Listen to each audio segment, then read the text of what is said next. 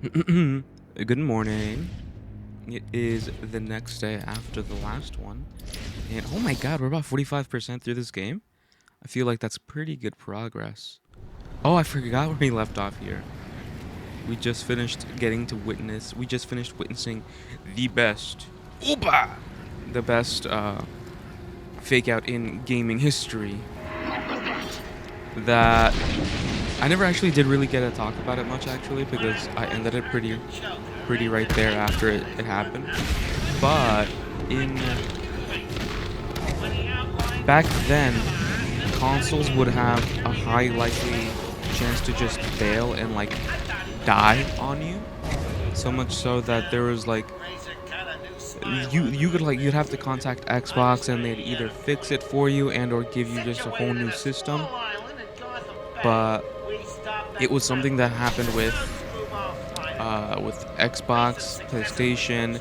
It was more of an Xbox thing, if I'm remembering correctly, because there was an issue with it overheating, and I think I just got like the go-to fix for it was what was it? It was like you'd had to like get water, And at the end but of you had to get like a fear, rag, like a wet rag or wet paper, and like lay it on top of lay it somewhere on your console so that it could like cool down essentially, because it was very prone to overheating and then like destroying itself. Especially with I think Dead Dead Rising, the first Dead Rising game for the original Xbox, because well, what was the main issue there?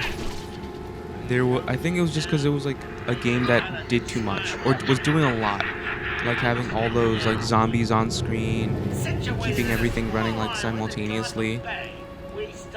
It, I think doing that at 1080p just fried the console essentially.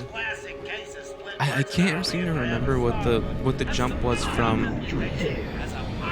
the Xbox 360 to Xbox you One failed. jump. Now suffer.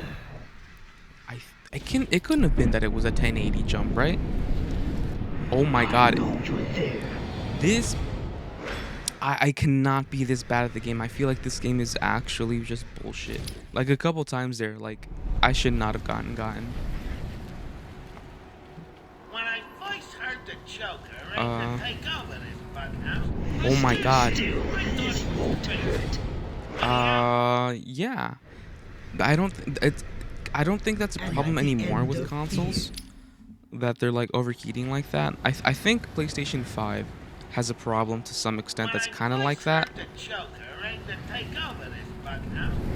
Like if I'm remembering correctly, they have the latest thing that I heard about PlayStation 5 having the issue is that the thermal is like starting to melt off on some places.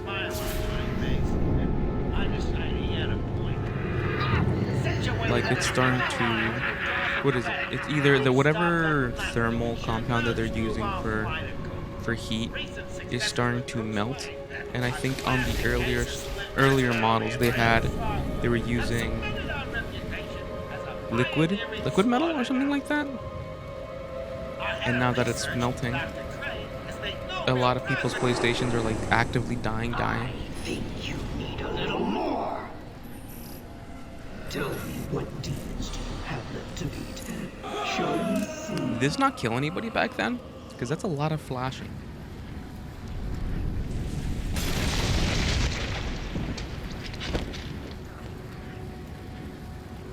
Are you enjoying the extra dose, little rat? Oh, I won't rush things this time. I'm going to save you every Oh god, I got it. terror as I slowly destroy you. What the fuck was that? See? I was very explicitly aiming toward that other motherfucker. And this guy fucking punches like the Flash apparently. Like instantly. Oh, okay, I see what's going on. You're fighting What else has been happening? It can only weaken your resolve. I don't know if this counts as like damage, but ain't no shame in trying. What the hell? Oh, that's hilarious. Does that count as a second wave? Wow, this might be way more easier than I remembered. How much more does it scare you to know that I have almost defeated you? Lately, I've been watching movies on my little MacBook, and I think it's actively challenging my media literacy. Because I could have sworn I could get movies pretty easily, and now that I'm finally putting myself to the test of watching some, I'm like, maybe I am dumb. Cause what? I think I'm still stuck on like the long walk by the movie, not the book, on like what it's trying to say. Because You've been just I'll let enough this play for a bit toxins while I to drink some drive coffee. 10 men insane. What are you? Okay, so what's going on in the Why long walk? fight Batman? You're as crazy as the rest of us. They're walking You need so that us they could as get much as a we need a you. wish granted And to by the prove it, government, I'll who flood seems the to be like a catacombs with enough totalitarian tear gas to authoritarian. break the minds of everyone in Gotham for 100 And years. what's going on there? Did I come this way? I feel like I came this way. Oh no, I'm supposed to be going that way. Okay. So they're walking so that they could get a wish granted and like money. Apparently, there's a cash prize. Uh, Dr. Jonathan Crane plans on elevating fear to new depths. Okay, I have a feeling I know what that is.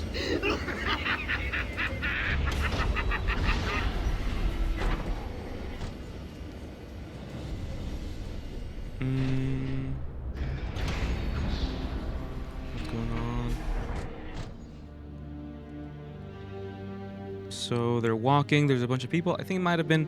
I don't remember exactly because I wasn't paying attention too much for the beginning, because I was just doing other things. I had it on as like a background movie, and then I immediately went, "Ooh, wait, this is actually kind of interesting."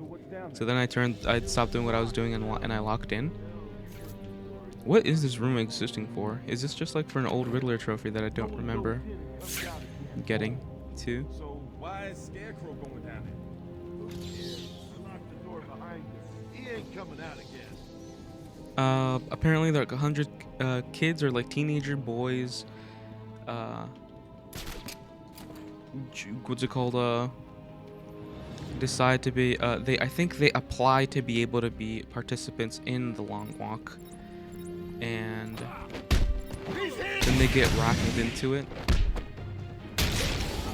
And the premise is that you have to you're just keep on walking, and you're not allowed to slow down and or stop. There's a certain like what is it? There's a certain speed you can't go below, essentially. And if you go down below it, you get a warning. And if you do, well, there's a couple things that'll give you warnings, like stopping, going backwards, or going below the pace, or like doing other things that they'll deem whatever is like not allowed, and you'll be issued a warning. And if you get 3 warnings, if you do something else that goes against the rules past your 3rd warning, you'll get like killed. Me too. And what the hell's that? Oh my god.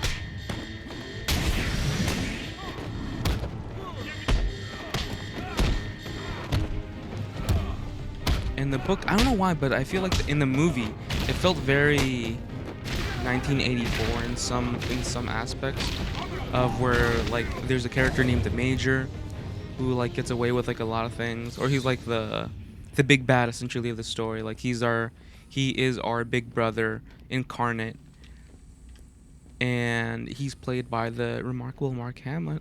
Mark. Why am I like completely forgetting the name right now? Is this it? What's it say? Hands off my locker.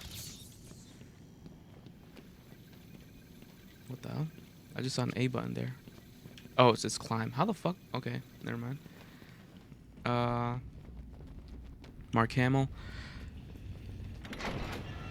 And the majority of the story is between two characters. I'll let this play out if it's going to. It's not.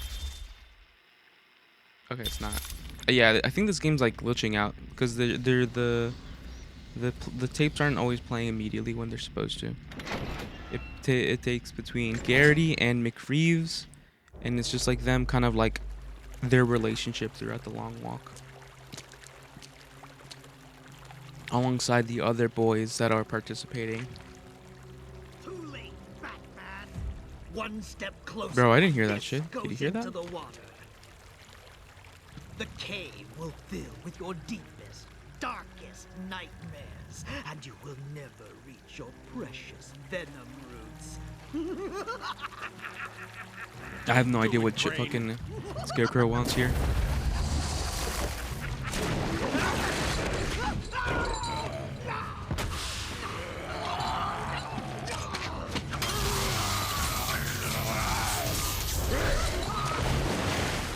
And then Scarecrow died without us having to do anything.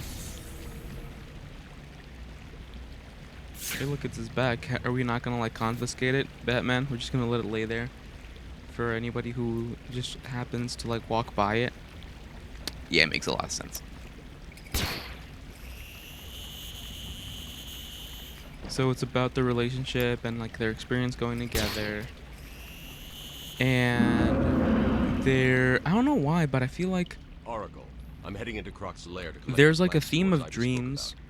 He's And in some like kind of old sewer network. at least Send I me the picked up schematics. It's like a maze down here. a theme of dreams with everybody, or like the main four-person group I've tuned having the like this scanner thing to of like detect when the they die spores they required want to the make other the ones to do antivenom. something It'll lead for me them. straight to them. Whereas Croc's just when an one of the animal. first ones, Olsen, And dies, animals just need traps at he the doesn't right bait. explicitly say he I'll be wants fine. something done for him, I'll contact but you when I'm done. the others take on this responsibility for doing for something for his wife, But we'll also send because sound apparently waves he through was the the first water, one. He was the giving only away one his out of all of them that were position. married, I'll need to move as slowly as and possible. he was the only one that was married. And I think McReeves was the first one to speak up and say we should do something for his wife just to make sure that she's taken care of. And everyone else tags on to that idea, to that dream, to keep on doing something, basically to, I don't know why, but I'll phrase it the way my mind's thinking it, like taking on a part of them to a certain extent in their lives. And then there's the next one, Arthur, who he feels bad about like participating and ends up wanting to have something from his grandma, like his necklace, returned to her, essentially. And that's like another aspect of like, oh, this continue my dream, or not continue my dream, but like here's another reason to These live and spores keep don't going contain on. enough of the antivenom mold. And then there's Find more. our protagonist, Garrity, who explicitly went on the walk because his dad ends up getting killed for having these thoughts and like teachings that are against like the government's like allowings. Like I said, it's giving 1984 in the sense that like things are banned. You're not allowed to have these like ways of thinking, and if you do, it's seen as treasonous, and you can get in major trouble for it. So his dad ends up getting killed by no one other than the Major, and seeing that the Major as at the helm of of the long walk, he wants to use his wish to be able to take out the Major, like to get him killed. Using the movie's like wording, he wants to like take one of the carbines from one of the guards that are supposed to be supervising them, and then just shoot the Major right then and there and end it. But then McReeves, or McReeves is telling him that it's a dumb thing to do because he's essentially doing the same thing his father did, and in like abandoning him and his mother for his own ideals, and he's saying that in his life, having been dealt such a bad hand, he sees that the beauty in the world is what you make of it, and that there's always beauty to be found, essentially. So wants he wants him not to choose something that'll get him very explicitly killed immediately.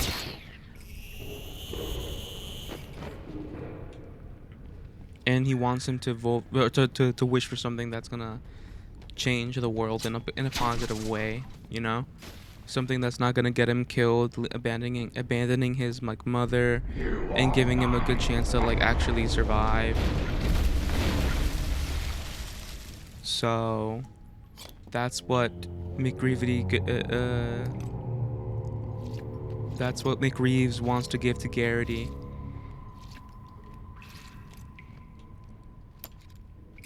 Or that's what he tells him in the movie when he finds out that that's what his plan is. And in the ending of the movie, it turns out it ends up just being McReevy. I don't know why it's Garrity and McReeves, but it ends up being them being as the last two. And earlier on in the movie, McReevy like comes to terms with the idea that he's probably when he dies, he wants to go in his own way. Oop, he actually got me. He got my ass. I was not paying attention. I didn't know where he was coming from. That he was more than willing to go in his own way by like just kneeling down and just accepting that his life's come to an end, and he made the most that he could have, and that he's content with that. And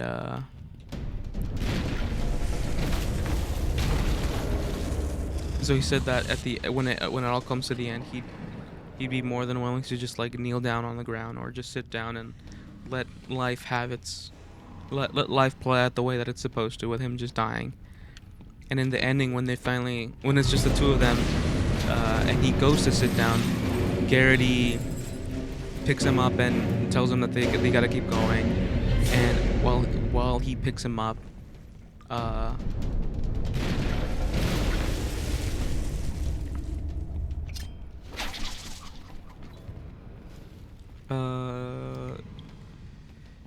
Garrity ends up like standing still after having gone through his warnings to help to go back and pick up McReeves. So Garrity ends up dying. I need to get back to and formulate the antidote. Oh, I get it. You've activated a sonar beacon down there. Clever. And throughout the movie, it's like very shown that like Oracle, I'm getting out of McReeves here. is like very What about against Hawk? like He doing won't be a anything problem. bad. Like he's I don't know. I don't know exactly how to like describe his character, but he didn't feel like if he would win, he'd actively choose something like as extreme as kill the Major in any sort of way, you know? Like, if he was given the chance, he wouldn't have gone about this way the same way, you know?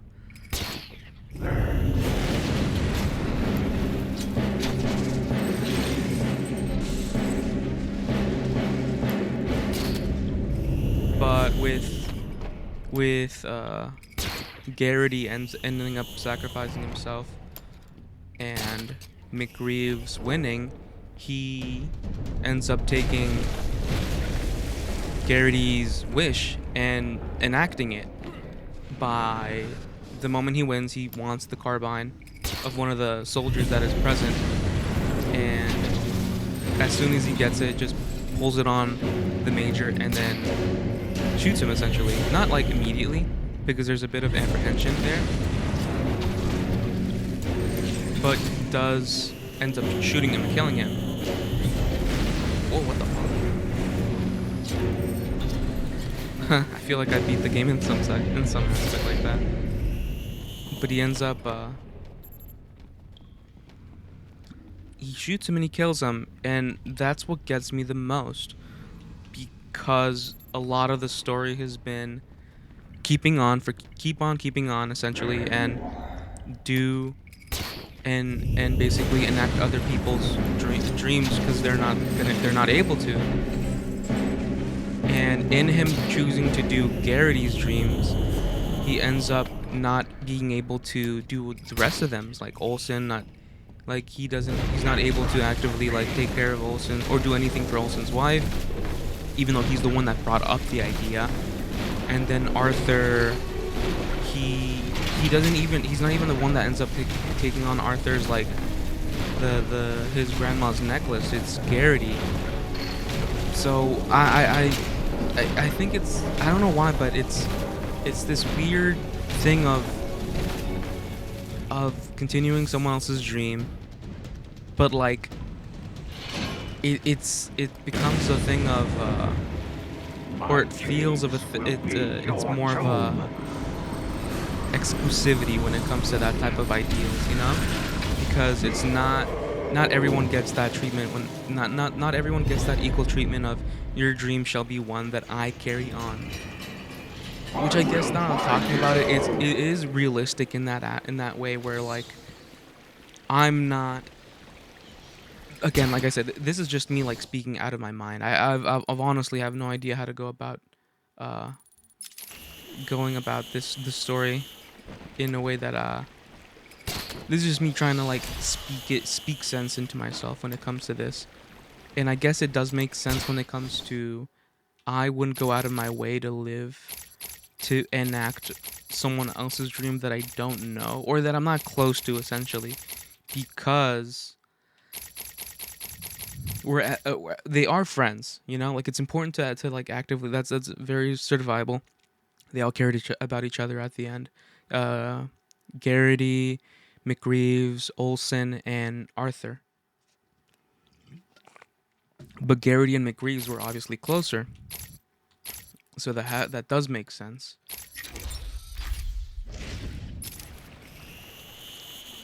So I guess it would. Like I'm saying, I think it does make more sense now that McReeves will go out of his way to enact the person he cares the most about and feels has the or feels his dream deserves the most validity. You know, because Garrity was going about it because of what ended up happening to his father, and to some extent, I guess he does see that wish is is valid at that point, or something else. I don't know.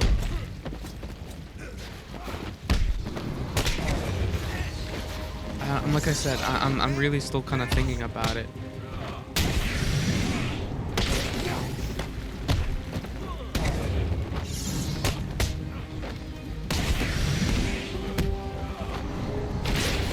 I don't know. Like whenever it comes to like these stories and the main themes, I think about my genuine surprise when it came to like how deep cannibalism is in literature and in stories, because it like that as a topic in itself has like a lot of deeper meanings that like before I ended up like looking into it and giving it more It's okay. I've got giving the it mold more like, I don't know, I'm heading to the Batcave to mix up the respect as like a theme. I don't know.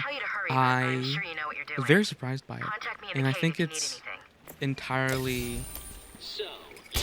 There's absolutely no way someone would go into it knowing or having that type of thought process. New brick, metal, and paint covered old wounds. Fresh blood was I think these injected actually, into the body. Bright new these don't minds matter in what came, order you pick them and up, all because there's no swore way to this one uphold was our 8, promises. We where all knew this was the beginning of the game, and I actually missed it completely. And the city would thank us. Like for cannibalism in stories, essentially that it's meant to show a degradation of society and or a certain amount of intimacy when it comes to from one another, because it's like in the movie Bones and All, it's meant to reinforce this sense of closeness and genuine connection with another person, because I think if I'm remembering correctly, within that story, cannibalism is something that's like somewhat normalized or something like that, or something that is more common. But the thing that's not common is the ingestion of someone's bones. So process where is it slow, is, as it is difficult, normal to and eat doesn't somebody, produce much to antidote. eat someone's bones, And the good as news? like the title chemicals suggests, that bones and all, definitely it that stop is more of a It may also taboo reverse the Titan subject, because at transformation. that point it's seen as I need to something run some more more. tests to be sure. I don't know. It's I've seen sent as the more computer to evil to create some extent, more, or so and it's I more need of to a get it's a out of taboo. here It's and a find it's a Hank. taboo. So people don't do it, and Thank it's looked God. down upon. Our plans have reached the But Gotham River.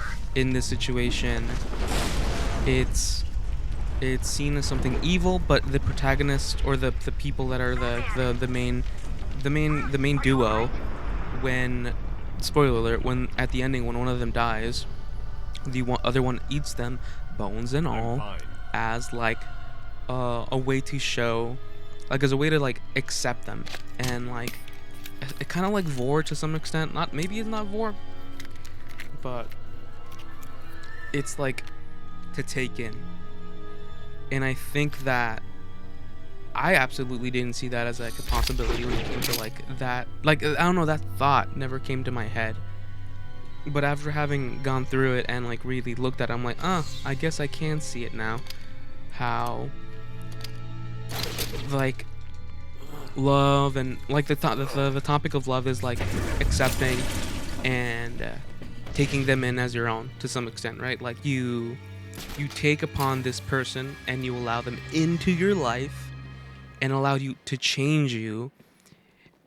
And I think that part, that wording specifically of taking them in, and then someone going and using the idea of cannibalism and making it physical, is interesting. And it's something that I sure as hell didn't think about, because I think like I said, it's just a theme and some way of storytelling that never occurred to me. But having seen it and funnily enough ingesting it, it does make sense. But there's other stories that use cannibalism as like as a part of its story. Like there's this really, I don't exactly remember where it's from, but Tender is the Flesh is one that involves a totalitarian government to some extent, that is revolves around a world that the meat has gone bad, or the majority of the meat, like animal meat, birds, like, has gone bad, and you can't, eating it will essentially like get you sick, air quotes sick, because it's implied throughout the story that this that whatever has actually happened is not actually happened, and it's just a way for the government uh to rip the people's autonomy from them, and they'd be none the wiser because like they'd have to take the government's word on it,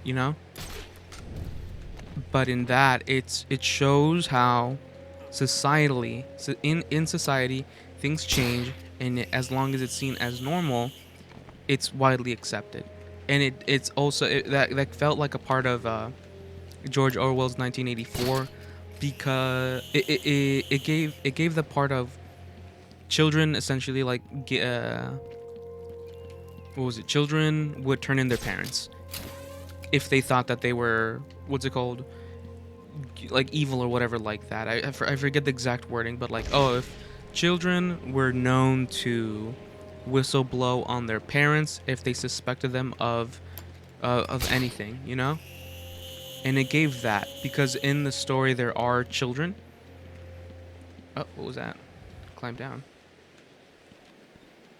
There's children, and it also shows them having a very nonplussed reaction to the state of the world when it comes to the cannibalism, because they're in the story, they're born within the time frame of cannibalism being normalized, essentially.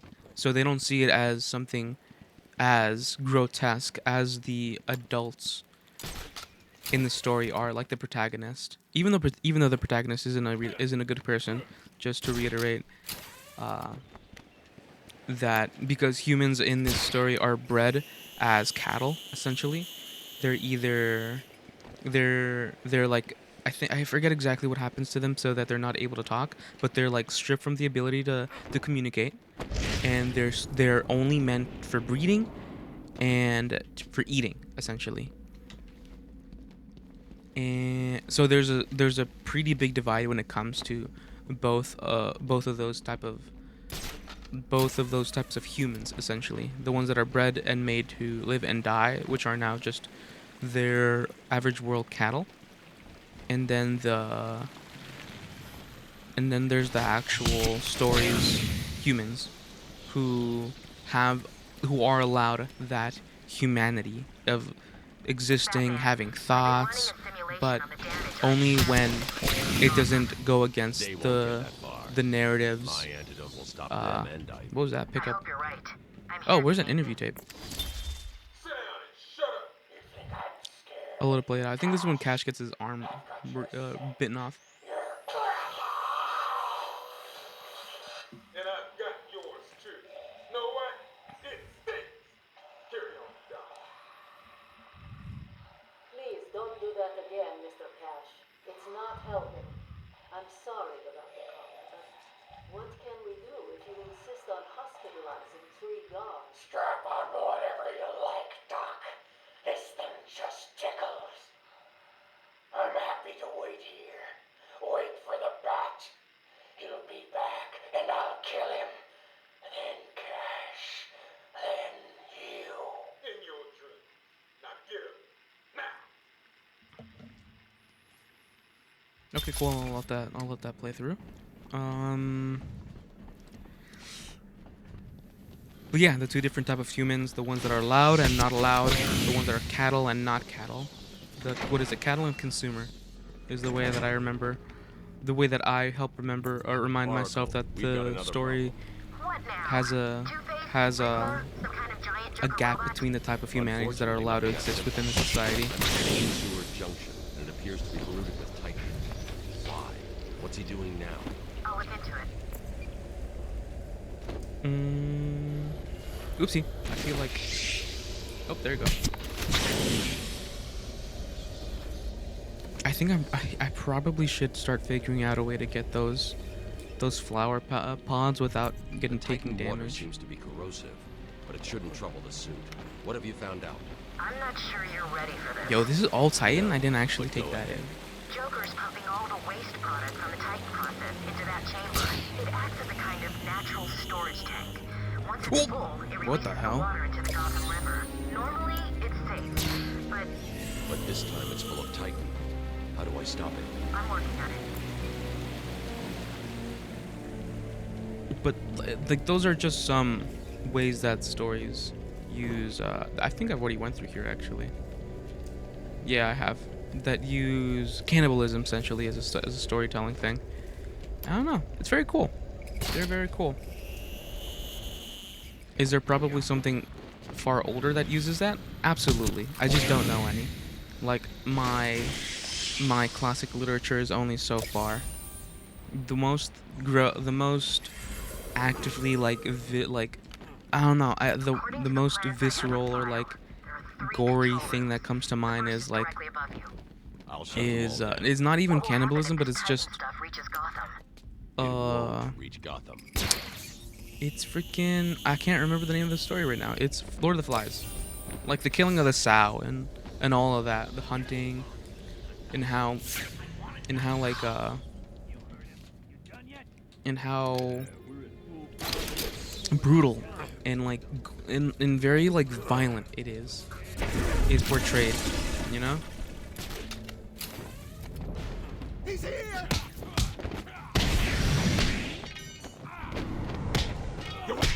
But recently I went through like a video essay going on or talking about William Golding's Lord of the Flies and how very I think the word's misandrist, but like how anti-man that man was. And I don't know, it really did kind of the first time I read it I saw why people walked away from it going like back in school talking about it a lot. Back in that house. Just business. Business? What kind of business practices result in a house full of mutilated corpses? I don't like having my time wasted. Someone doesn't pay. They need a lesson. They owed me. So you killed them, tore up their bodies, the sewers. Are you saying you hid them there? After a while.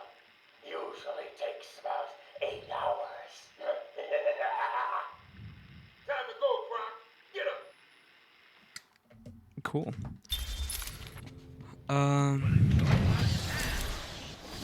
I think I'm really going through these upgrades.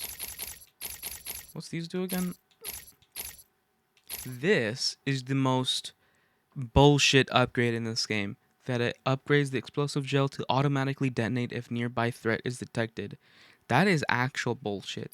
Because it makes setting up multiple simultaneous explosions impossible. See, this is another situation where there's only 2 bad guys for some reason, or only two guys.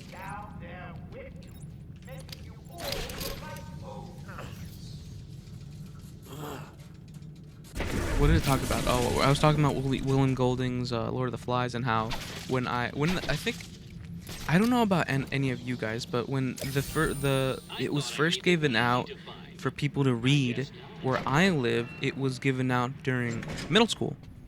So people were talking about that, like scene where they were doing that to the where they killed the pig and then like were prancing around with its head. When I was like, what, 12, 13?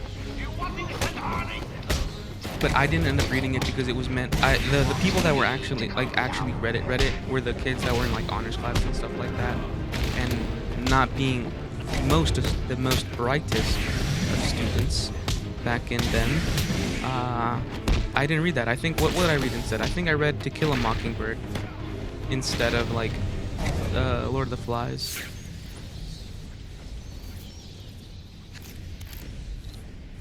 But like, someone who did actively read that when they were younger than, like, about my age at that time was like my girlfriend, where she was in the honors classes and everything like that. So she was actually, to this day, like when I just finished reading the book like maybe a year ago or something like that, she remembered enough about it to like have like a full like conversation with me about the story, because it's very like visceral in the way that it talks about stuff, and it's meant to be.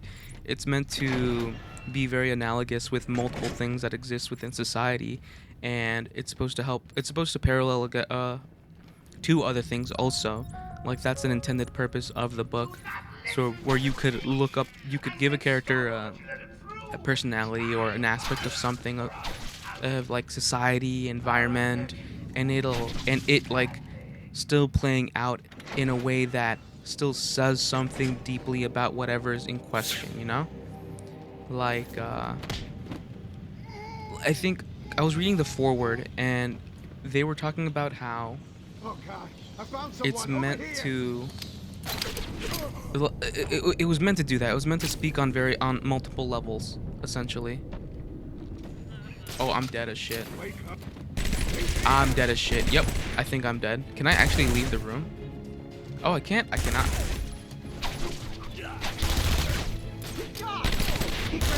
Oh my, damn it. I thought I could bring myself up. That sucks. Hey, someone help Bat Baby up off the floor. But I don't know. Yeah, I've been talking about that. I've gone through.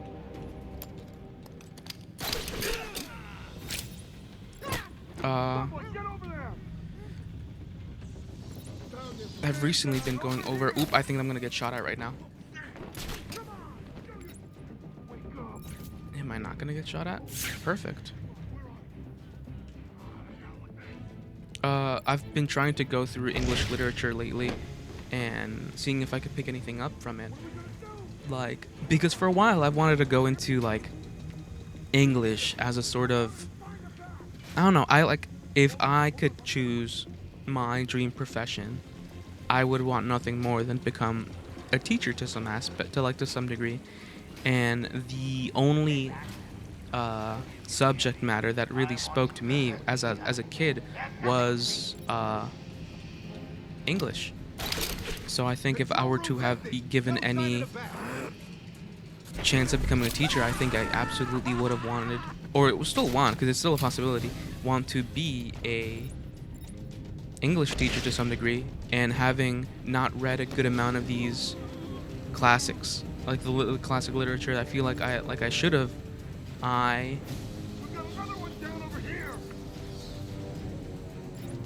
think it's important that I read them as like whenever like just read them in general. So I went online and I looked up what are books that are in most English literature courses, like what are books that are in the curriculum essentially for people that are learning to get a degree in education for that, and or for the kids that have to read during those courses. So there, in that, I found that I've gone through some of the books myself in my own time, whereas I've read one of my favorite authors is Hermann Hesse, and I went about finding my favorite book, which is Steppenwolf. I absolutely love Steppenwolf by Hermann Hesse. It just speaks to me on like such a real and emotionally deep part of my soul for some reason. Not for some reason, I think I know exactly why. But from Hermann Hesse's literature, there is the one that my girlfriend, funnily enough, also read back in high school, I believe. But it is Siddhartha, and that's a book that ended up sticking with her for most of her life, and because it's got spirituality as a part of the book, and like what you want for yourself, fate, and that spoke to her. And what else have I read? I've read To Kill a Mockingbird. I've read on my own time. I went about going to reading. One of my favorite authors also that I found on my whole literature journey has been James Joyce. I absolutely love James Joyce. His ability to have characters feel real by them just talking in their own head is amazing. I feel like that's so hard to do, and he just makes it look so seamless. To have a character go from talking normally to having them like to their subconsciousness be streamed into the words so effortlessly is I it's just breathtaking to read. And like the content itself is also very real, because he writes about like actual life, like living, and how that affects someone, and how they end up walking away with it or carrying it with themselves, if it is it haunting them or not haunting them. Like the Dublineers is such a good collection of stories that talks about so much, even though a majority of it is like based on Dublin, life in Dublin, and how like someone from there would experience it and feel it. Like it's so viscerally that, and you can't take away from that, because it wears that on its sleeve.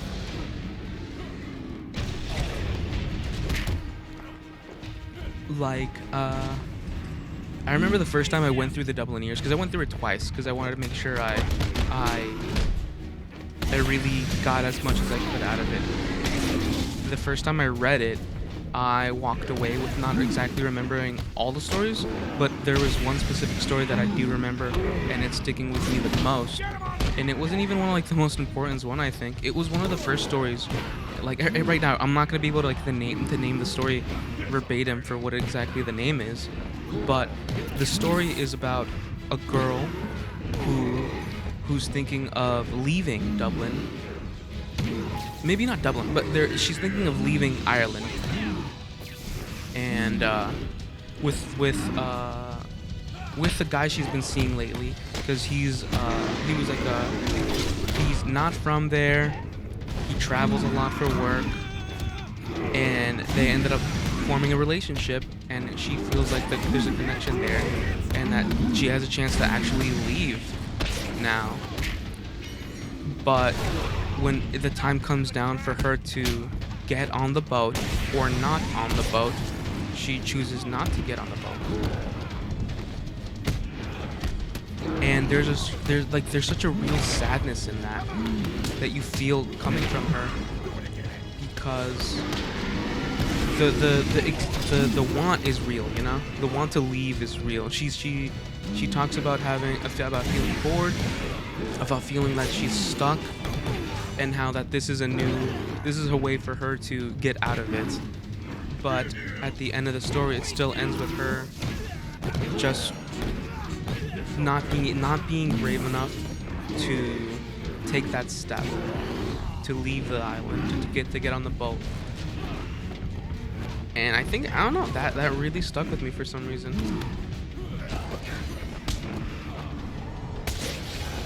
Because it's very real, like I said. It's everyone thinks about like leaving and doing something with their life, but it's a very terrifying thing to do. So you'll find yourself at that dock with the boat, with the person ready to live a new life with you and be your support. But there'll be times where you'll still be on the dock and you'll see the boat leave and you stay behind. And I think that's real as shit. That is absolutely real as shit. Nobody's perfect and life's terrifying. And I think in that one book, in that one story, it really stayed with me because I relate to it to a certain extent, where fear has stopped me from doing things I've wanted to do, you know? Am I gonna level up? Am I gonna heal? What the hell's going on?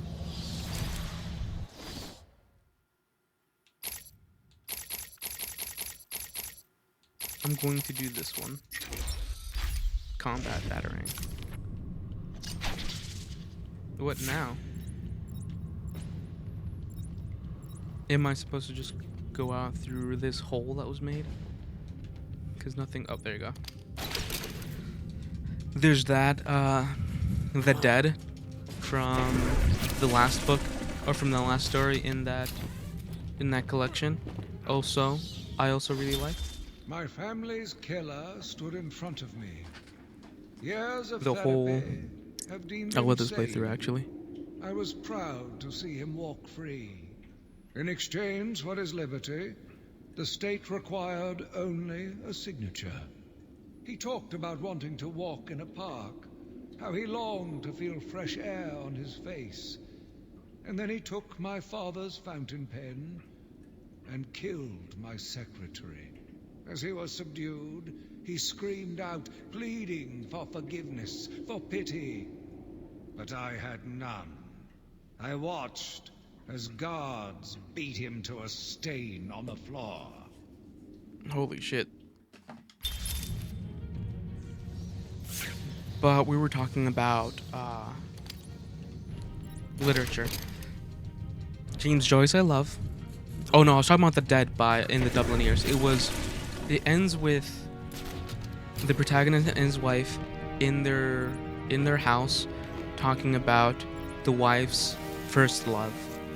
And she was talking about how he died, and a part of her, she thought that he died for her because he loved her that much, saying that he was weak in constitution. He would get sick really easily. But on a snowy day, on a snowy day that he declared his love for her, that he was declaring his love for her, he stayed out in the snow. I said rain. It was snow. He was out in the snow in spite of the weather, and it did end up actually taking a toll on him. Like, he got sick, and he died.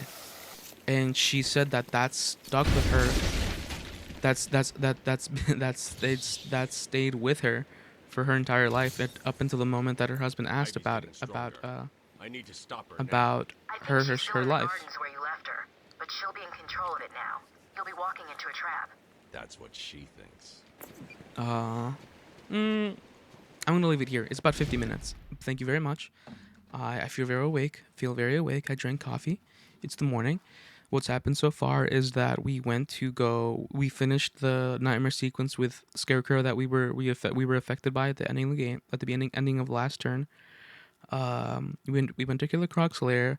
We got the antidote, or we've created some portion of the antidote for this venom that Joker has made.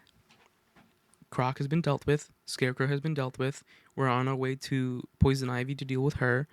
And after Ivy, I believe it might be Joker. So this might be coming up to the ending of the game. Right now, when we loaded in, it was about at 45% through. So hopefully, the next time we check, it'll be far lower. Thank you very much. Thank you very much for listening to my ramble, and I'll see you next time. Bye-bye.